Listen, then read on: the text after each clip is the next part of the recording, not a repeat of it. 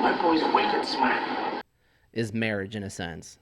So you and I have completely different upbringings. You come from a family that that had traditions. Or no, I'm not saying that I'm not saying I didn't have traditions because we did. You come from a family that how would you say it? You don't come from a divorced family. I do, Yeah, basically. right? I moved around more than I needed to growing up. Um, you And know, my parents live in the same house that I was brought home to. how was it since '84? For me, Your parents' house. 80. 82, I think. I want to say 82. No. It was after Kate was born because Kate was at Farley. So 86? So I was guessed 89, 3, probably 85. Okay. Well, I thought Kate was 85. Kate's born in 84. Really? Damn, Yeah, Kate's Megan's old. 86. So, kind of how as a parenting, how do you look at parenting wise the way you look at it? Because I look at it in a whole different light, I think, sometimes. What do you mean? Like, no, I don't want to say we look at things differently, but what's the word I'm looking for? It's kind of hard. Just because I have a lot of family, I guess, broken up in different pieces. With you, it's more just one whole, and we just go to one location, which I try to accommodate everybody around me, and it's kind of hard because I have to accommodate this person, I have to accommodate that person. I got mom, I got dad, I got sisters. But here, the big difference, though, is in... And just bringing up Zeke in that environment is so either way, I don't think we can go wrong just because, either way he's loved in every different way. Absolutely. I continue. No, what were you going to say? Yeah.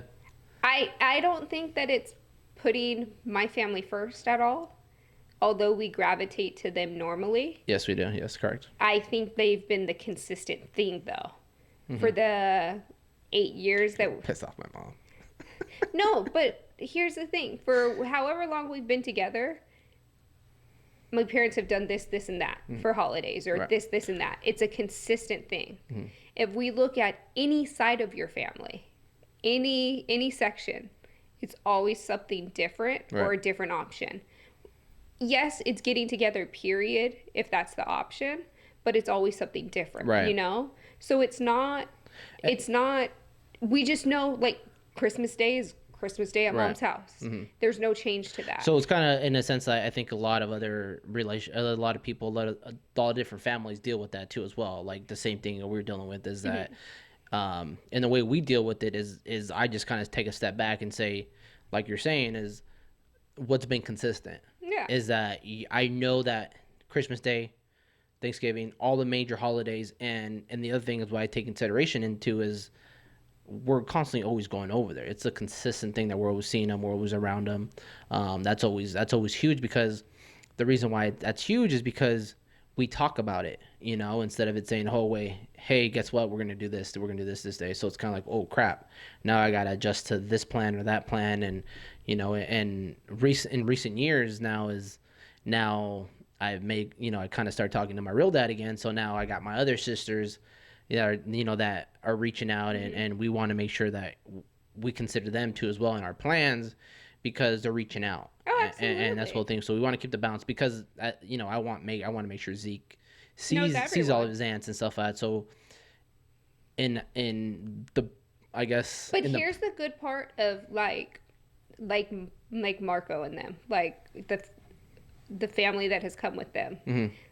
Sorry, I don't know if we're dropping names. No, you can drop names. I don't hear. Yeah, no, that's cool. but- At this point, hey, I don't really care. But the blessing part of them is that they are extremely flexible. They just want to see everyone. Yeah. Which I agree. Like, I love spending time with all of them. It's not about it has to be this, or that way. It's like, hey, are you free? Let's hang out. Right. And that's been the good part. And the other part is what I was really trying to get to is they've grown up with their traditions. Right, exactly. So it's more like they do their traditions and then they find where we fit, and it's kind of the same for us, Right. I think. So it kind of it works out perfectly. Right. Because I think we're going off of your family tradition, and which it's working because that's kind of where I want Zeke to have that stable kind of set of this is what we're doing, this is where we're going to be going, kind of a deal. Not, hey, we're going to go over here, because you got firsthand of what the first year we were dating, and we went to Never again. 4 different houses. It's kind of just ridiculous, and it's a pain in the ass and stuff. Dude, The first year we holidays were is the dating, worst. we went to 3 or 4 different houses on Christmas Eve, and then your mom's again in the morning, and then my mom's. So like 5 or 6 houses before we even got to my parents. Yeah.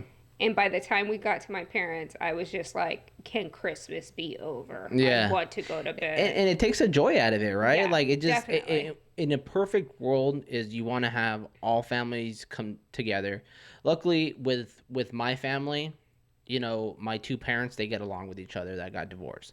And I think that's a blessing, because not a lot of people get divorced and they get along with each other. So that's a huge blessing for us to have, because a lot of our parents can get along with each other. I see your face right now.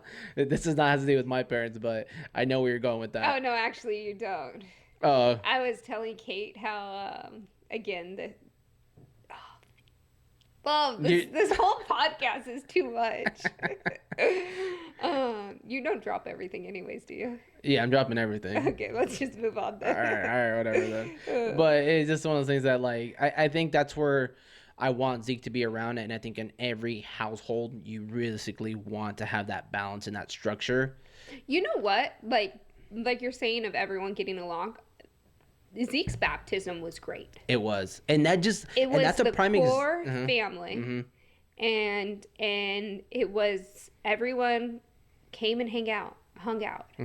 You know, there's 30-something people or 50 people or That's a whatever. lot. Yeah. But you had your 3 different families, and they all could hang out and be in the same room. You know, like that's what it's about. Yeah, and that's what it should be. That's not like. And it we just- said that from day one, that you know, when we had kids, we're not going to separate because people can't get along. You leave your baggage at the door, you don't come. That's my view. Yeah. And I would say the same thing if stuff was going on in my house or my Your side. family, yeah. You know, like, you either get along or you don't come. You're the one that outs yourself by being negative, you know? Right, exactly. And I think for the most part, we always look at things as in a positive light. It says, hey, this is where we're going to do it. If you don't like it, there's a door.